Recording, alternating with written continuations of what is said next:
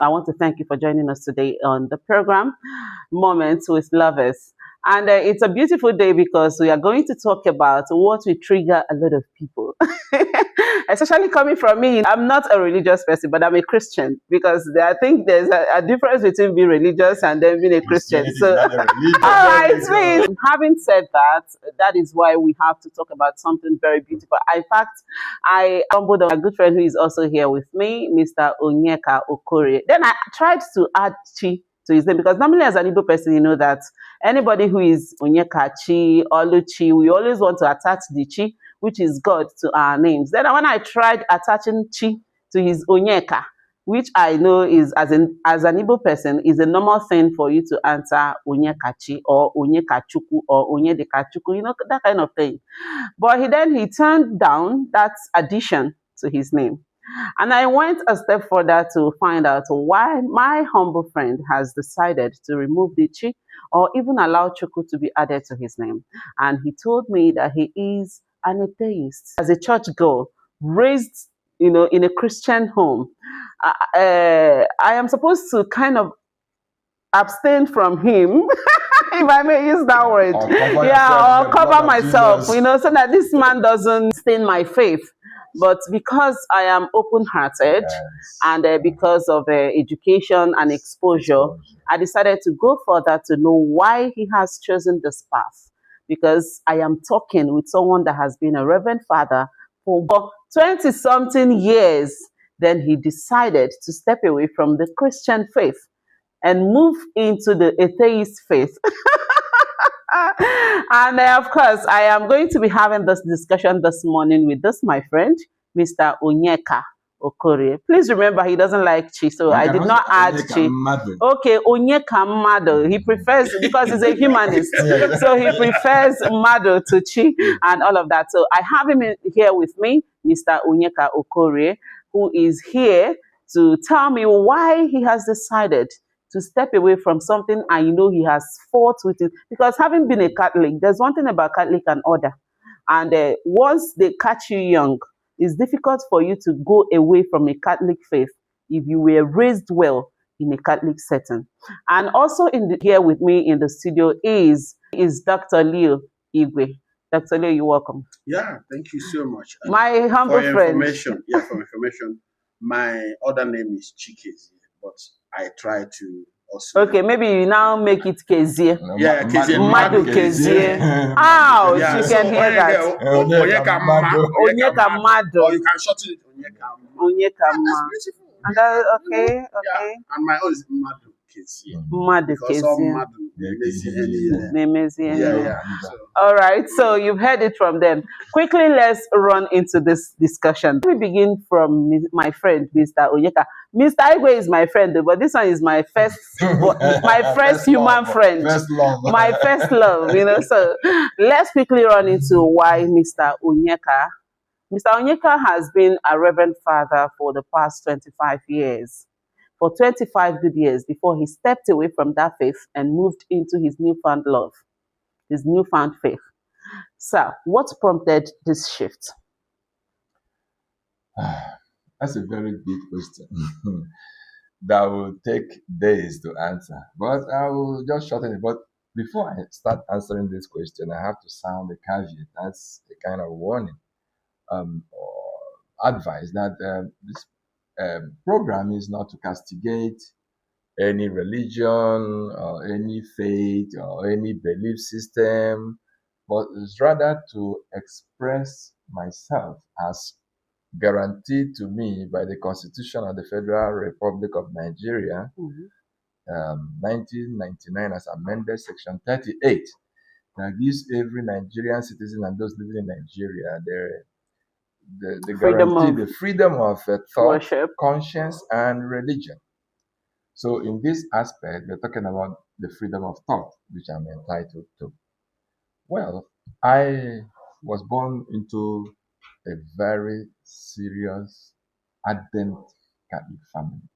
Both my parents, father and mother, were very, very religious. My mother was a strong CCD teacher. If you're a Catholic, you know what it's called, Catholic Confraternity Doctrine. CCD is a primary avenue for imparting the faith.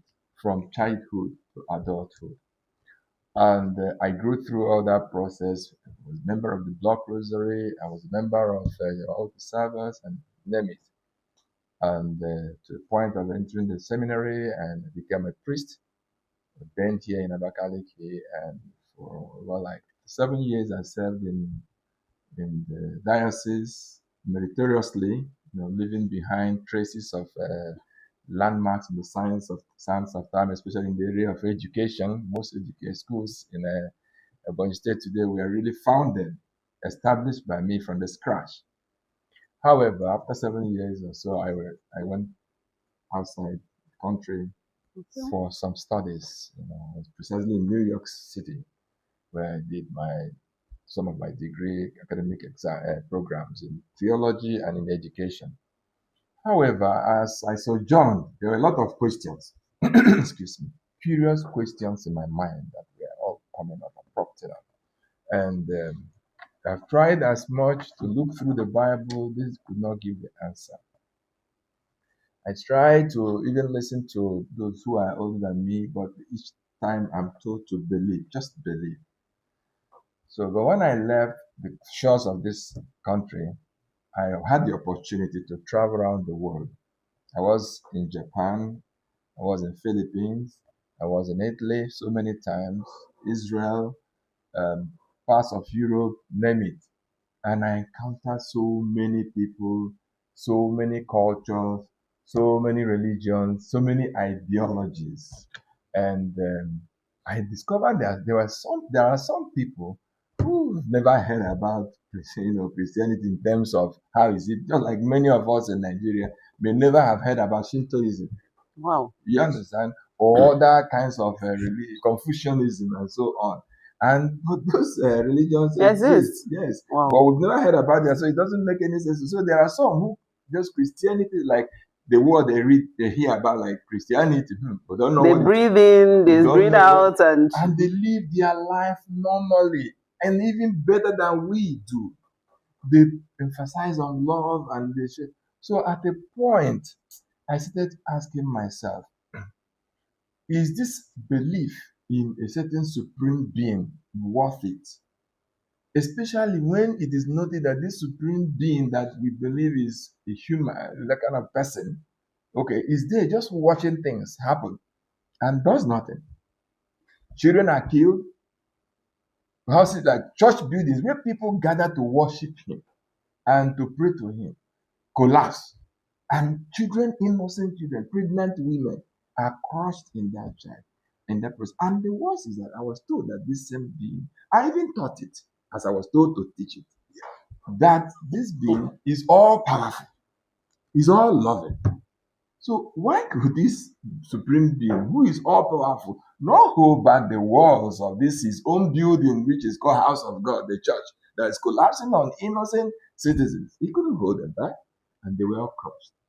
Where is the love? What makes this being a loving God and an all-powerful? You are loving, which means you should care. You are all-powerful, which means you could protect and prevent. So when I ask some of these questions, they tell me it's his will. That is the way he wills it. Oh? So that point, now I stop praying. Why? Because what's the essence of praying? Because everything happens the way he wills it. Yes. So no matter what I pray, he still do what he wants. It doesn't change anything. So let him just do what he wants to do. So why do we have to ask him not to do something when he must definitely do the way he wants to do it? Which I don't even know what they say. Nobody even knows what is in his mind. So maybe this phone now, I'm begging him to, So it's better I handle this phone, protect this phone from It's better I now start protecting this phone myself than letting him protect it, because who knows his mind in the protection, because he might decide to destroy the phone according to his own will. Sorry, it's my opinion anyway. Yeah. So from there now, as I said, I stopped praying, and gradually I started, meeting other people who, are atheists too, But at the point, I said it's not just enough to be an atheist, to just say there's no God. It's just like you're being reactionary. So what is really the ultimate? What should I hold on as the ultimate in my, will I say, in my inclination? What I'm looking up to? So I say, okay, if I bring God back to my life, I have seen there are many gods. Which God do I really hold on to? Because traveling around the world, I see there are people who believe in the God as presented to them by Islam, and they do not believe at all in the God presented by Christianity. I saw also that Christianity too do not understand, do not even believe in the concept of God presented by Islam. And it's this text. We don't believe in it. Christianity too, even among African traditional religion in Africa, do not accept the concept of God from African traditional religion. And African traditional religion is do not accept the concept. If you read Things Fall Apart, you heard when the missionaries came and they were asking the people to believe in a God that is God the Father and God the Son and God the Holy Spirit. And the ordinary African man asked the white missionaries, yes, he has the Son. Where is the wife? And up to today, that question has never been answered and may never be answered. Nobody has courage to ask it. So that is it. So watching through all this, I now came to understand that there is something that holds that even those who worship in these gods have something to determine it. How does this God care for humanity? For example, if I say now, come out and say, I worship a God that kills children, people will not understand, will not follow me. You understand? I worship God that, destroys people. Nobody will follow me. So they will pull back. But if I say, I worship a God that have mercy on people, love that, so people become the center of what makes that God irrelevant, not on its own. I say, I believe in this religion, but my religion uses children for sacrifice. People will go back. But I say, my religion encourage these people to love children. People will get attracted. So it's not about that religion. It's about how that religion handles humanity, and so on and so forth. So at the end of the day, I say, at the end of the day, it is humanity that is center. It is the determinant, not the God, not the religions, and so on. So I had to move to becoming a humanist, which has been in my nature all the while. Because even going into the priesthood, that was what prompted my being there. Yeah, I think that's the best place I could be. But one thing that now helps me, because you cannot be a humanist without first being an atheist. Because atheist means that God is no more supreme to you.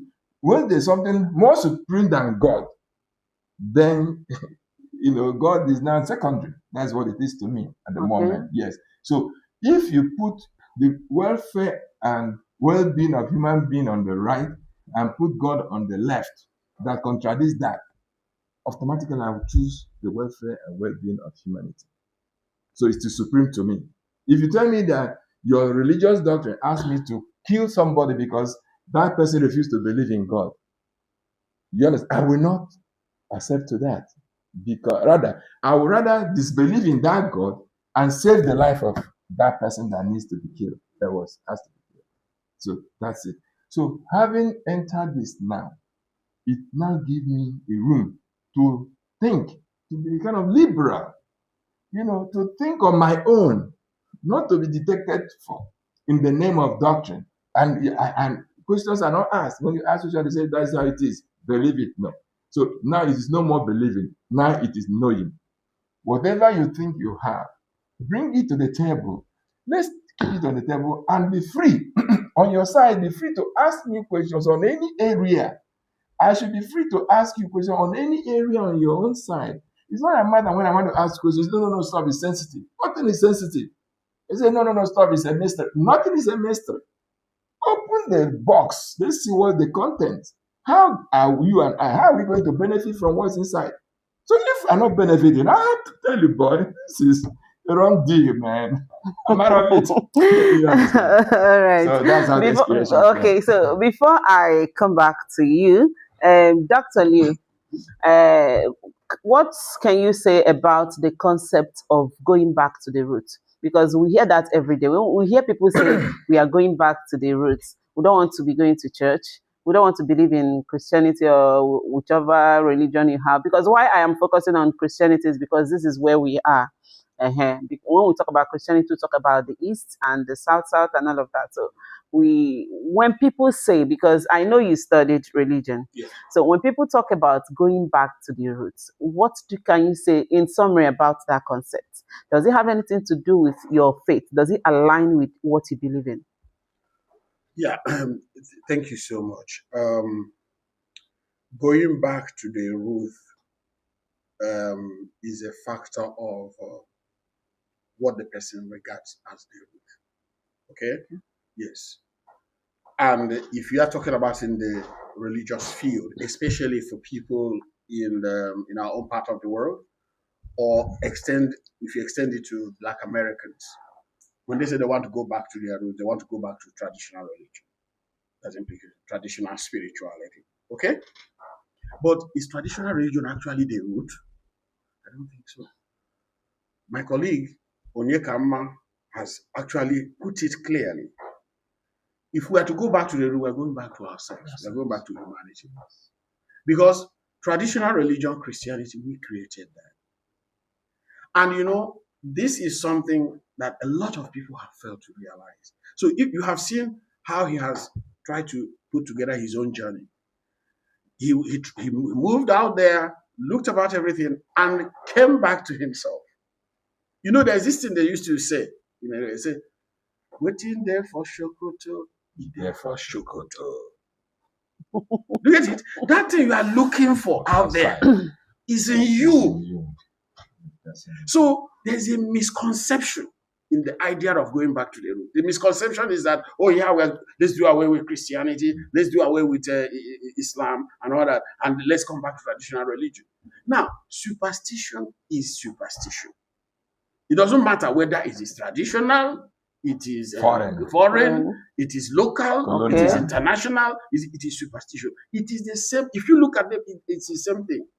Traditionally, you go to a shrine, somebody goes inside. Nobody's inside. They say they're going to consult the gods. They're not going to consult anything. They just go inside and conspire with other people on what to do. Conspire. They will now come out and say, the God said. It's a lie. You see other people again, they will say, they close their eyes. Why are you closing your eyes? And they will say, they're talking to a deity. Why should you close your eyes to talk to a deity? You get it? Say what you want to say. So we see that same narrative in traditional form, in Christian form, in Hindu form, and all that. Why? It is an attempt by human beings to make sense of the world at different ages. And we continue to adapt that to the situation. That's why we still see it today.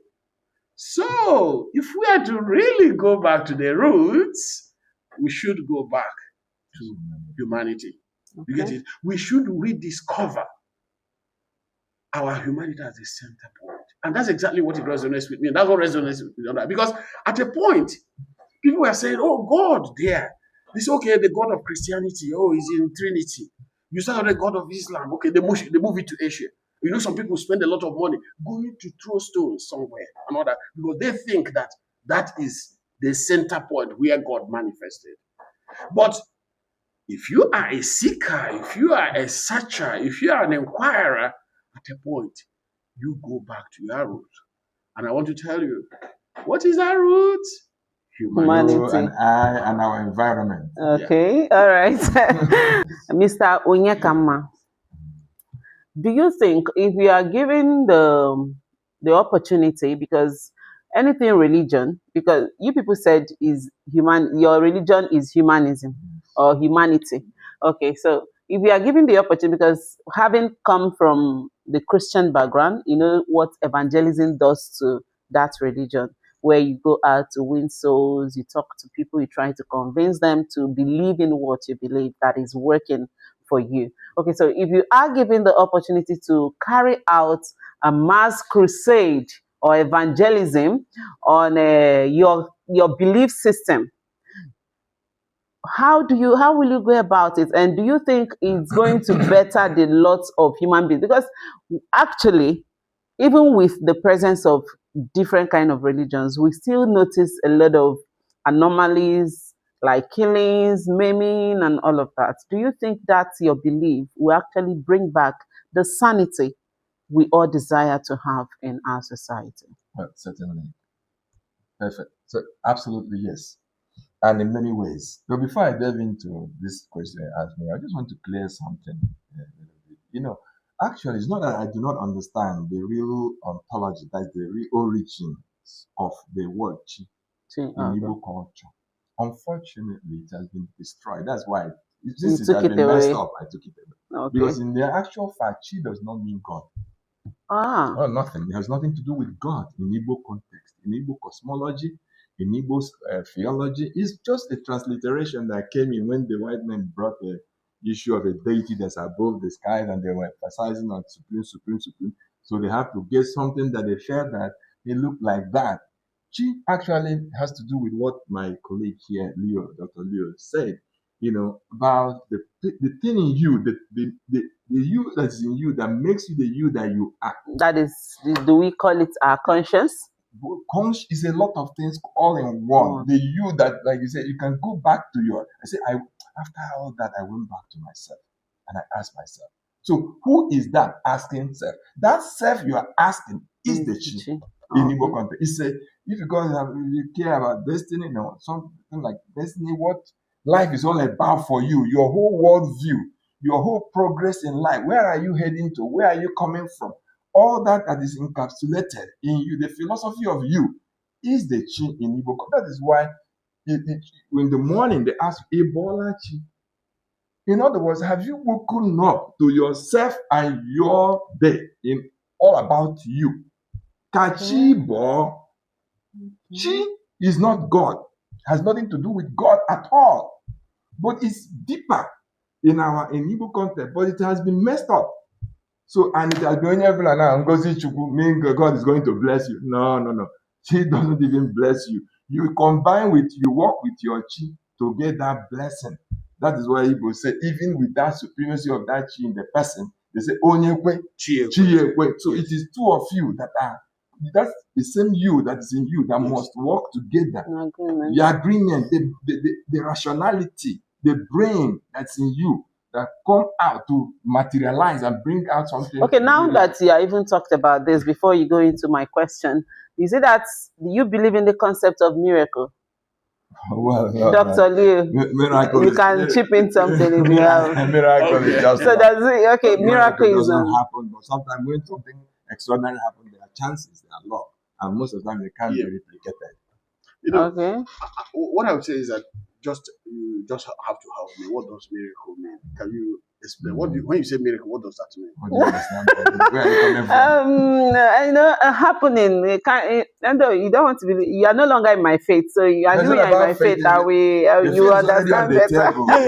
The faith is on the table. Okay, so when we talk about miracle, we talk about eventualities that actually happen without. We believe you were not part of the process. It just happened because. For example. For example, somebody sick who God touches may wake up and start working and get back to health. You see, this is you know what? You know what? Man, let's be very serious for a moment. And intellectually honest. Let's be very serious. Look at hospitals. Somebody is sick. Go to the orthopedic hospital. Yes. I see people lying there. You get it? For me, miracle sounds childish in the face because I was, shortly before today, I was in a program in Africa and somebody was talking about something like that about supernatural powers that, people could use supernatural power either to harm others. I said, what are you talking? And I need a supernatural power to kill mosquitoes. And stop getting funds from America. You have not killed mosquitoes. You're talking about killing a human being. You must be joking. So to the point that now you have to go and attack and kill another person. Oh yeah, this person used the supernatural power to kill me. And you believe it? And you believe that there's supernatural power when mosquitoes are there. We're buying insecticide every day. Give me that supernatural power. Let me stop buying insecticide. You get what I'm trying to say? So what am I trying to say is that if miracle by any stretch happens, there will be no hospitals. Yes. And today we have private hospitals, we have government hospitals. So that there are hospitals, and people are lying there calling on God. Have you gone to hospital and see people screaming, God, save me, save me? Some of them will be crying like that till they die. So where is that miracle hiding? It can't be deployed? Or the person is so stingy with a miracle You can't release it. So that's why I say let's not be childish. I'm serious, because if I can find that miracle today, let me tell you, I will start with a boy. I'll make sure that I'll go to wherever it is and administer it to the people. So let's not be talking about miracle. So that we're talking about it means that it's not serious. If it is serious, I want to tell you, we won't be having this discussion. And again, just to chip in there, Yeah.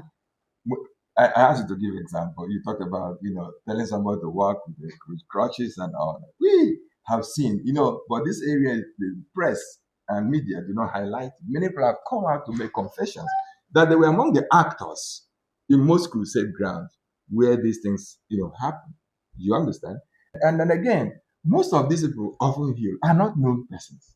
You hardly know any person that was actually. I know of one of my cousins, that had this polio at childbirth. Every time he sees that any crusade that's going on, he wants to go there. And he has gone to all the different crusades. He still came back. Do you think it's about? Why could this person not be? They said because he doesn't have faith. So yeah. so why did you have faith? And he went up to be carried to the anyway. Okay, let me just quickly chip in something. Okay. Again, there is miracle. Does that sound contradictory? No. Now, the miracle is that here we are actually having a speaker without attached to our this thing. But there's a speaker here. Yes. Which we are here. You see, we have miraculous or miracle-laden narratives in our mind. We have that thought. But they are merely at the level of imagination.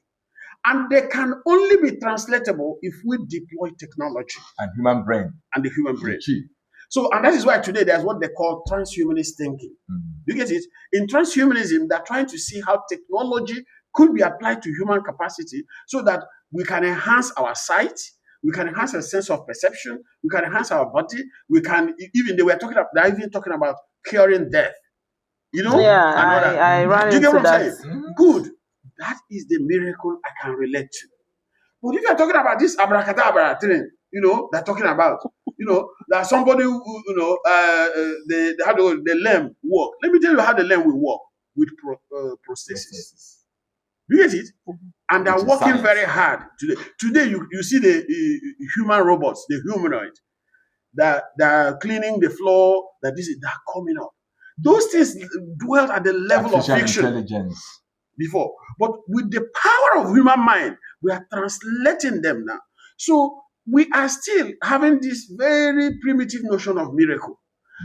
Others have stepped forward by deploying technological intelligence, translating some of these things. The lame are working with the help of prosthesis. You get it? Even the deaf, that having hearing aids. I have a friend of mine from Ghana. They did such kind of surgery and attached something to the ear, and that's what he was using to hear. When he was alive. Okay, and all that. So you can see now that there is miraculous thinking, but not as what is presented. What is presented to us here is a charade. What's presented is a joke. What the pastors are telling us is just like it's magic. Yeah, manipulation, entertainment. Yes, magic. They're entertaining people. But those who are producing prosthesis, they're not entertaining people. That's why I told you we need to move away from childish talk and get serious. Because if we are really going to talk about real miracle, we should have prosthesis company, which, as we are sitting here, people should be in the lab or in stores and workshops trying to see how they can make it more efficient and all that. Well, you know what? We are not. Instead, we are somewhere saying and all that. And from there, you think that's something. All right, let's keep moving forward. Mr. Onyekama, I asked you a question before we brought in this miracle issue. So, how do you intend to carry out this evangelism or crusade in order to make others see the importance of believing in humanity? Well, we don't use the word evangelism. Okay. It's not all right. It also means like, how do you want people to align with you? It means like indoctrination, just believe it. No, we talk about awareness creation. Okay. We talk about interactive discussion. We talk advocacy. About advocacy. We talk about critical thinking. You understand? We talk about critical thinking, getting people to see reality as reality is, not as reality is imagined to be or is thought to be or is believed to be. For example, this is black. We are looking at it. How do we get to a point where everybody could look at this black and say, this is not white, this is black? You can say, okay, I can have my own shade of black, and person can have their own shade of, but it's everything, but it's not red. See, everything is not black. No, yes, it's black, but my belief tells me it's white. Yes. We can't move forward. Yes. That's why Africa is the poorest nation in the world, because we are so stuck to belief than to knowing. It's not that with our brain is not as effective or doesn't have the same capacity like the brain of others in the West. No. It's not that we do not have enough minerals, because those who are over there in the engineering industries and everything, they're the African. Watch out the football. Most of the teams, like in most countries, Africa have taken over in terms of the players, and go to engineering section, go to medical section over there, because they subject them to drop this mentality. Once you cross over, you must drop this mentality and face reality. And then from there, you excel. You understand? So our aim actually is to get people back to critical thinking, back to seeing things the way they are, having the ability to ask questions and having those questions answered the way that is objective and the way that it can pass the test of time. That is it. Secondly, demystification is another message we have. What is demystification? Every mystery should not be feared. Mystery should be embraced. The so-called mystery should be embraced and then try to be demystified. You don't run away from mystery. You don't see an ocean. No.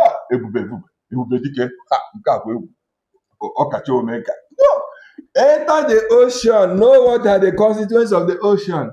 It's H2O, water, some molecules of hydrogen and water and oxygen. Get in there. Why was the aquatic life? What's the aquatic life there? Mommy water.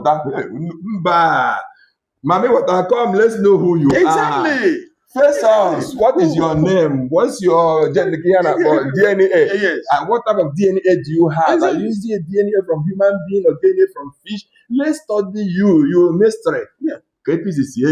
That is demystification. Nothing is sensitive, because it is under sensitivity that a lot of things that destroy humanity are hidden. When people tell you politics is sensitive, they are lying to you because they want you to keep away so they continue to destroy the progress of the society. People tell you that religion is sensitive, they are just lying to you so that nobody asks questions. If we do not ask questions and get things resolved, we are not moving away. We live in ignorance, and then we now glorify ignorance and make it a law, a constitution that will be obeyed, and things will continue to happen. A girl was killed in Sokoto in a school, one Deborah. Deborah, yes. Good. You don't talk about it in Nigeria. You open your mouth to ask, why was Deborah killed and he has not, the killers were not arrested, no justice for him. It's a sensitive issue. Don't talk about it. It's a sensitive issue. And that matter has died down like that. The killers are walking around the street so that next time another person will be killed. That's very wrong. You ask a question, why we are struggling with the foreign currency, balancing our economy, people are going through hell. Why do we still vote so much money that could have been used in social development and so on, to Christians to go to Jerusalem and waste, Muslims to go to, Mecca and then waste in government fund? You say, no, don't talk about that. It's sensitive. It's a sensitive area. It's not sensitive. This is our money. It's not sensitive. It's our taxes. I know how much I pay every month in tax. I have a right to ask about it. It's not sensitive. If you want to go to Mecca, go with your private money from A to Z. No subsidy on that. If I buy petrol, I cannot buy petrol without being subsidized. Why should you go to Mecca and it will be subsidized? Why should you go to Jerusalem and it is subsidized? You are wasting our fund. Look at our primary schools all over the place. They have leaking roof everywhere. Children are sitting on the floor all over the nation. Not in any part. Every state almost. Even the so-called oil state, they're supposed to be very rich. Everything is dilapidated. Okay. How many medical doctors are in our health centers at the rural level to meet with the people? They say we can't afford it, we don't have money. But we have money to waste on other things. Yeah, but another thing I wanted to chip in there is that why do they really need state money when they have a deity that is all providing? Okay. Is it not a contradiction? Okay. You get it? Why do you have to extort money, including money from those who don't believe in that, who don't share in that faith? No, if actually that God that worshiping is as providing as we are taught and we have made to believe over the years, why do you see they have their fight for this money to go on pilgrimage? And you need to travel to these places and just know that these guys are just frittering away ourselves. I was in Israel. I came from New York to Israel on a research, and I saw some Nigerians there, going around from places, and I saw how they were being fleeced, duped. Yes. They tell you, hey, come and see, this is exactly where your Savior touched his foot, and in fact, the sand protected this sand till today. Come and before you enter there, you pay some amount of dollars, and that's how they keep moving around and paying money to people that are already rich. They are rich. Everything. You know what? We are enriching. Meanwhile, we have not started here. Exactly. No. You get it? We are enriching those who are rich already. Yes. So I was at the Vatican some months ago. We had a conference there, so they said I want to visit the Vatican. Come and see tens of thousands of people moving around. For you to have a photograph, I think one photograph was about $5 or $10 for just one photograph. Wow. And people come there in tens of thousands. You get it? And all that. And anything you want to buy, everything is very expensive and all that within that city and all that. Because they draw their income from tourism. You get it? So we leave our huts and we leave from our huts. We go to Rome, we go to Italy, we go to Israel. Look at it, sometimes we even go to the UK, the Archbishop of Canterbury, the Anglican, their headquarters is there. Look at it. And we are made to know that when you go there, that's when you become more Christian. That's when when you go to Saudi Arabia, go and check Saudi Arabia economy. Go and find out how much Saudi Arabia makes every year from pilgrimage. And they have higher Hajj, lesser Hajj, and all that. To accommodate everybody into the contribution. Not just and also to make more money. The lesser one. Some people say, okay, I'll go for the lesser one. More money for Saudi Arabia. Wow. Go and check the Saudi Arabia currency to Nigerian currency. So we keep enriching the rich and impoverishing ourselves the more. And then they call us a backward nation. Yes. They call us underdeveloped nation. Exactly. They call us third world. Good. But when it comes to bringing our resources and they can only do this through religion. You see, that is where critical thinking comes in.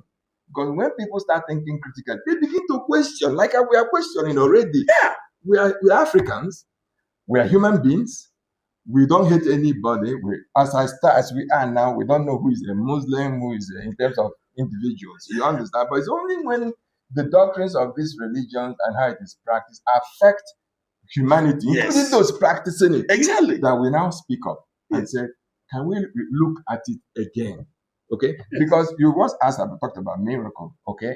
You're talking about in a venue where miracles are supposed to be happening. The microphone used in talking in that occasion is not miracle, it's science. Yeah.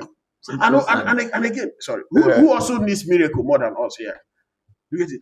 Europe, they don't need miracle. No. You don't even talk about miracle. Do you know what they did? They manipulated the religion, so we will be contributing the money, so they use it to take care of themselves. Including cure illnesses, we can't cure it. And then when they run short of manpower in terms of menial jobs, they open up their business and then say, yes.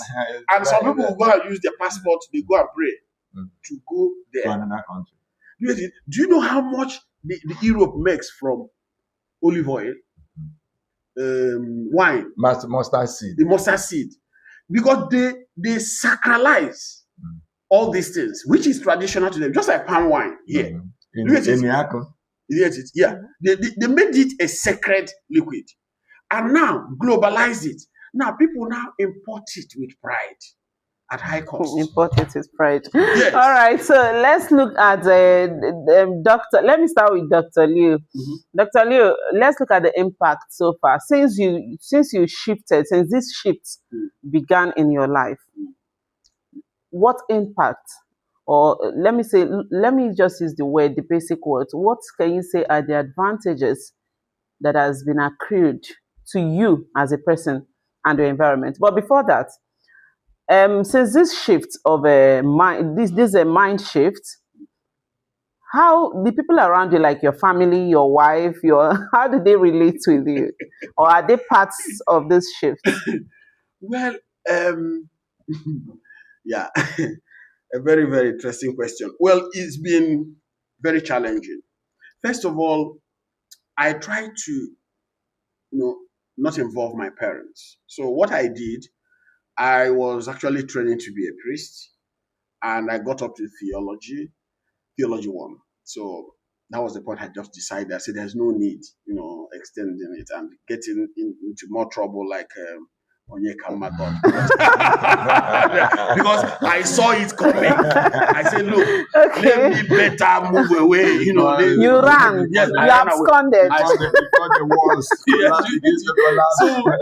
So when I left, I wasn't sure, we don't have this established, it's like when you come, you say, okay, there's something established for you, you join. Okay. So what I did was, in the course of my studies, I knew that there was a humanist movement, but I didn't know it as very robust movement. I just saw it as a school of thought, So when I came out, it was really a very big challenge. So, and incidentally, I have an elder sister who is Pentecostal, and she came around to also try to market the thing. They're always very forward with this Pentecostal thing. And, I found it too irrational, to be honest with you. Because going through the kind of Catholic upbringing and all that, and, then they don't used to speak in tongues, but I know they're speaking in tongues these days. I don't know. Some sects. Yeah, good. So, Some sects in the sect. So when I came out, I was very quiet because I knew what I was going through. So at a point, I discovered that, of course, there's some humanist association overseas, so I started corresponding with them. So they started treating me with suspicion. They said I was in a cult. There's this feeling I was in a cult. So they went and reported to my parents. Well, because my in-law came one day and he finished praying. I didn't say amen. This is question that we are casting. Exactly. So because for me, prayer is redundant. As I'm here now, madam, please don't pray for me. Ask like God bless me. Go and bless me. All go of the God. Okay. So if you God marry me, I'm back. Marry me, and they don't like themselves to be told God bless them. You get it? Yes. So yeah, like this. I saw it as useless. So I didn't say amen. So he was like, okay. So he went and he reported me to my parents. Yeah. Now enjoy the note. What we don't understand. Some type of ignorance, part of indoctrination. Okay? So we went fast forward. My parents invited me home. And I sat with them. And when you're talking with your parents, you look into your eyes and all that. And I told them, I said, listen, I have to discover my own way in life. And look at what's been going on and all that. So I brought some books and actually gave it to my father. My father read it. He said, that some of the things that I say here is true. That, for instance, they said that Jesus died and woke up the third day. That from Friday to Sunday is not 3 days. So my father himself started questioning. Okay? So this was how the movement. Okay. So now, but some of my family members, of course, were antagonistic. But as you grow and you're independent, they embrace your freedom. Yeah, they are. They will not express it. They will just have to tolerate you. So it was challenging. Then also making friends was a problem. Because each time you say, are you God fearing? Maybe I get turned off. Maybe you mentioned God fearing in my relationship, which I get turned off. Because I want human fearing, human respecting, human loving. Do you get what I'm saying? So because how does you are fearing the day? How does it affect me and all that? And I didn't see much of it also growing up because a lot of people who say that God fearing do a lot of horrible things. So I really want something I could respect. So it was difficult having relationships, and that was also a lot of challenge for me. And even sometimes jobs, because at a point I couldn't hide it, So sometimes when you indicate it in your CV or something like that, that becomes the fun. They will just put everything aside and say, what are you saying? Are you saying you're an atheist? So your interview becomes around atheism. Nobody. Do you get it? So what I did, I decided to kind of be on my kind of self-employed, so I do my things. Then you can say that I'm a kind of a professional humanism. So I started working for the Humanist Association. The first job I got was for the Humanist Association. That was in the 2000s and all that. So I was their representative here in Nigeria, West Africa, and an African Commission. So then from there I went to study. So it's been very challenging in terms of the reaction, from the family. But the older you get, you can see I'm not younger. So the more people just try to distance themselves. Sometimes others will come very close. But this thing I'm hearing, what is it? So sometimes you explain to them. Okay. Sometimes they agree. Sometimes they disagree. So it's been very mixed, and all that. Like now, when my father passed away, my father stopped going to church after that encounter and all that. And it hurt the Pentecostal wing of my family. So that when my father passed away, they insisted that he must be buried in a religious way. I allowed them, because I didn't want that because buried in a religious way, buried in a humanist way, then dead and dead. You get what I'm trying to say? You get it? So, and up to today, if you ask me, I'm sure the humanist way is more convincing because I've been trying to get my father to come back and say, hey, Leo, I'm now in heaven. I've not heard from him. No. Anytime I cross, I get home, I look at the grave. The grave is just like as nature has made it. And all that. So what am I trying to say? So this is how it has been so far. Hostility sometimes, but when they know very well that they know the consequences, especially within family circles and all that, they just try to respect themselves. Okay, let me hear from you, Mr. Onyekama Okore. Yes, on what are the challenges so far since you took this journey. You can imagine what your imagination is better than mine. Whatever you imagine is whatever might happen. But all the same, they know who I am. Okay. Yes, all those I've interacted with my family members, my community member. In fact, even after immediately I left, it was like this guy has gone north and all that. But I was surprised that within the same year, I was given a title. I was given an honor in my community. They gave me the honor of Obuogu. Obuogu, one of Obinago. I'm from Obinago, Chicago, in the government area, state here.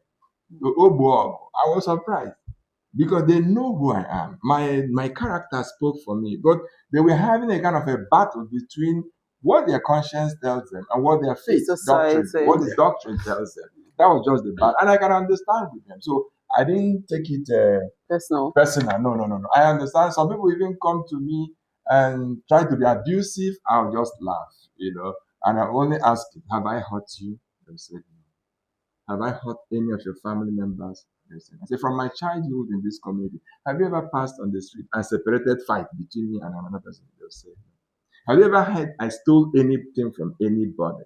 They said, no. Have I been of benefit to this community?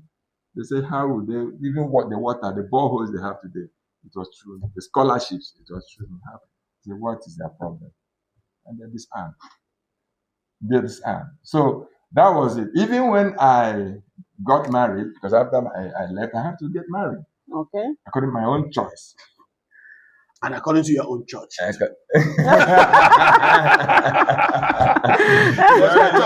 church allows priests to marry. Okay. I didn't care to disturb the community because I know many will feel like some of my friends who were priests, I invited them. I just told them I didn't invite them because I know they will come. So I know they would not like to come, and I don't want them to come because they will feel that they were endorsing. They're endorsing it, and I'm dragging them to something that they are cutting against their face. Exactly. So I went quietly on my own, and even at the wedding, I made it the way I've always believed that wedding should be simple. Just do the normal thing they said that you should do for them. And we like my husband. So, but is your wife part of this? My wife. Well, I met my wife on Facebook. Okay. So I never knew her from Adam. It was on Facebook where I was doing this critical thinking, challenging assumptions. She came and made a very wonderful contribution there. So I asked, are you in Nigeria talking like this from your brain? Looking at things the way they are, not the way you have been told in a book or in a revelation or something that it is. So, and from there we started talking, and we got. So now, when we married, and she went for her antenatal, and there in the hospital, public hospital, she was asked, "Your religion?" She said, "No religion." She said, said, "Are you a Christian?" She said, "No." They asked her, "Are you a Muslim?" She said, "No." So the nurse now looked and reported immediately to the medical. The medical said, "The beggar never." Because the beggar. Okay. Anyway, so it was not even easy for her. Even after she gave birth, she got a hate text message. Somebody said, "I'm so angry that you gave birth peacefully." That's the text message. Yeah. Wow. You challenged God. Exactly, yes. God should have shown you what made him to be God. Wow. You understand? So my wife simply replied the person, "Sorry. I'm sorry, that you are angry that I gave peacefully, gave birth peacefully. Better be more angry because I'm going to give more." That's more peaceful. So warm up, peacefully. let the anger warm up more. But in your own interest, I advise you, because of your health, there's no need to be. It's my life, is your life. Yeah. Wow. So that is how we react to a situation. So family members of my wife now, started on their own side, like to attack me. You're the one that made our daughter to stop. My daughter was really my wife was very Committed. strong. Pan in Presbyterian, Wow. to campus ministries. They pay tight to her. To the level she was. That's good. At the campus ministry. And then she said no. She has started questioning and doubting before she met me. Because it starts with doubt, questioning, which they forbid. Doubt is good. It's a virtue. It is from there that true knowledge develops. Yeah. It is from asking questions, saying this is that. So, to cut the long story short, she had her own. We decided to forge it out together among ourselves, and we kept moving. Okay, so the two of you are into it together. So she's she would always because say it's a lot easier when she would always say she's an agnostic. That is, she doesn't know whether there is God or there is no God. Yeah. But I cannot say she believes in God. Or she says that I don't believe in God, but that she doesn't know. Okay. Because there are no evidence to show that actually there is God. Yeah.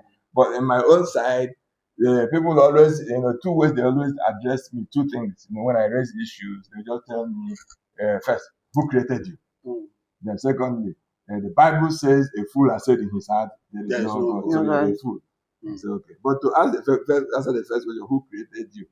I always say that I'm not created. I was birthed. and I can trace it through DNA and everything. My father had intercourse with my mother the day my mom was ovulating, and there I come. And I did same. And children came too. And so if we do it, child comes, nobody creates anything. Yes, I was not created. And then they say, well, now who created you? But I said, go and ask my mother. Yes. So which means it's very simple. It is knowable. It is knowable. The problem is that we abandon nature. Yeah. Meanwhile, we want to know nature. Yes. But instead of asking nature, who are you? Yes. We leave nature and start asking supernature. Who is nature? Yeah. Supernatural we created. It's not there. It's in our mind. It's not creating what we imagine. I start asking that thing. Who is nature? But others, our counterparts all over the world, delved into nature, started asking questions. Now there are space centers. In the space. Yeah, sure. There are rockets, spaceship flying at almost 400,000 kilometers per hour. Yeah. The speed more than the speed of a light. And they have not collided. They have not collided with the angels. No. They thought all that angels were flying around. I was telling my kids, I said, why are these shuttles not colliding with some of the angels? And all that. Human beings with wings. Who does that? People like us know now that all these stars we see in the night are universes of their own, not just planets. Yes. They have their own planets, each of them. Yes. Human beings like us, they are using their brain to discover, to ask nature questions. Yes. You come to the ground, ask the soil, what can you produce? By cultivating the soil. Yes. And the soil, come doing it. But we mustn't jump to that rocket science and that. Just start somewhere. Yes. And anything about nature, the more you do it, the more it gives you intuition. The more you make mistakes, and that mistake becomes a new discovery into a new thing. Yes. But we just abandon it and say, And they were even asked not to think of Yeah, but okay, we are not thinking. How can you grow? How can you create? But We depend on the West till today. From what we wear from our head to what we wear on our legs, yeah, from what we eat, from every machine we use, we are just like parasites and imbeciles. yes, Why? Because we keep hammering on faith, faith, faith. Let's leave faith. Believe. You're talking of belief because that thing is not there. It is what is not there that you're asked to believe. But what is there, you don't have to believe it. I don't have to believe that my to add to what you're saying, you go to places because sometimes in the course of my religious research, I had to go to all these places they say they talk to the gods, and you visit somebody, an elderly person, sometimes sick, very sick looking, sometimes dirty, tattered. The person will throw stones on the ground and they say, they have come. And be doing as if there's something he's communicating. He's looking at stones, he's looking at rocks, he's looking at cowries. Look at it, and he will be pretending as if those cowries have power. are speaking to him. Are talking to him. It's a lie. Look at it. And now, those things are things that some people are putting, they're using it to manufacture other things. Aircrafts. The shoe the native doctor is wearing, the shoe that the minister is wearing. Do you get it? And all that. And the trees. In fact, in the course of my research, there's a forest where you go, they will just go and put nails on, they use nails on trees. Sometimes they will just use names of certain people. They just go there and put it on the trees. Meanwhile, some people will cut down those trees and use it for logging and things like that. Beautiful furniture. Some people will go, they say, that the best place to worship God is to go on the rock, all these hills and all these rocky places. They go, they say, Jesus went to the mountain. They just go to the mountain and put a cross there. Now, all these people who are doing roads, building roads, when they come, they use bulldozer and caterpillar and pull everything down. And use a machine and species the rocks and use it and use to build the roads. And we are here. We are worshiping nature. We are here. Understanding. You get it? And there was one we visited somewhere. The rock was just resting kind of a very delicate way on another rock. They said, that this one is a mystery. You get it? And the people go in there to pray. Yes. I told them I will never go there because something will happen now like this. We will approach. We don't know that it's a cause of withering. Exactly, over the ages. You get it? You go to the coast. Go to the coast. They say in Tunisia, the coast, they built hotels along the coast. That's what I was told. I've not been there. I'm longing to be there. Tunisia, they build along the Mediterranean. They're just hotels. Go to some of our coasts, or our coastal areas, and see what they're doing there. You see somebody sitting down, wearing red. Calabash, they put it on the ground. They move back. They'll do like this. And you say, what is wrong with us? And yet poverty is that is what I say. All these resources. When we have all these resources. That is why the Europeans themselves, who are now thinking critically and not believing dangerously, they now come over and say, since people are not making use of all this around you, let's help you. Yes, and they are cutting it away. Yes. In fact, Africa has turned into a mining site. Yes. Yeah. And roaches, normal thing that happen at mining sites, the quarry is deadly reptiles, roaches, rodents. That's what you see, not development, not good life. So that is why what we are seeing around us is not good life. It doesn't matter how much million anybody is having in their pocket in Nigeria today. If you have traveled to other countries, we are living in a situation worse than a squalor. We are not living. We are just existing. In fact, I used to tell my religious family members that, look, you guys said you believe in hell. I said, listen, here. I said, how many hells are you going to go to? You live in hell here. You see that. You see what we go to another hell. You get it? And all that. So if you look at it critically, heaven and hell is here. You get it? Yeah. And when you travel around the world, I won't tell you where you can call heaven. Ask them when you travel. Ask them where those places you go. Our people don't want to come back. Look at it. Go to Venice in Italy. See people living on top of water. Beautiful. I was in Venice some months ago. In the night, you think the city is double because you see the reflection of the city in the water. Beautiful streets, water streets by boat, and human beings made all this with their brain, not by prayer. We have to wake up. We Yes. really have. Just before we go on the program, let me hear Mr. Getting used to this. Mr. Mr. Onyekema. Just be Onyekama. Mr. Onyekama Okore, just before we go on the program, can you summarize, because we've said so much about this belief or this knowledge. Can you summarize what this school of thought is all about in a sentence that when somebody will just sit down to watch this, even if it's just that sentence, the person understands what humanism is? Thank you. Humanism is just simple. It's a clarion call for all to come back to humanity. Let's come back to humanity and salvage humanity. We've done so much about divinity. Now let's get to humanity. It's ourselves.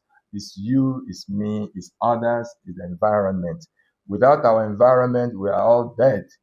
Cut down all the trees around us, the weather changes, and to our own adverse effects. We pollute our environment with sewage, with plastics and everything. There's waterlogged and there's flood, and flooding will kill all of us. We use chemicals and farm and destroy the land. We cannot farm again. That's environment about us. If we kill others, others will kill us. We live in a jungle and we can't move further. There's so much around us to be tapped, and we cannot do that by just mere guessing and imaginations and believing. We do that consciously and intentionally by critical thinking and working out the better way for all, so that we all can build a society and a world where all can live in freedom and in dignity. All right, that's a beautiful one from Mr. Onyekama Okore. Now let me move on to Dr. Leonard. Is it Leonard? Leo. Dr. Leo Igwe. Before I'll add extra for you. Yes. Dr. Leo Igwe, what can you say briefly about humanism? I think humanism enjoins us to make the best out of this one life we have. It enjoins us not to hanker after, an afterlife, in heaven or hell. Yeah, no. We think that such narratives, they diminish, they detract from our ability to be fully human. These narratives, they shortchange us, they hamper us, they drain us. But if we do away with these narratives, if we set them aside, we can now be the best we can be. And we can now walk. It's not by, in quote, miracle, it's by hard work. We can diligently, compassionately, cooperatively bring out our best, make the best of this life, and then realize that heaven is here at last. All right, that's a beautiful one. This is where we draw the curtain on the program Moments with Lovers. And I want to promise you that healing the world and making it a better place is all we should do together. And if you love every human around you, if you love your brother and your sister, there won't be any point for you to think about taking away that person's life. When we talk about humanism, we talk about you and we talk about me. So this is coming from every one of us in the studio. Love your neighbor as yourself, and we have a better society. Thank you for joining.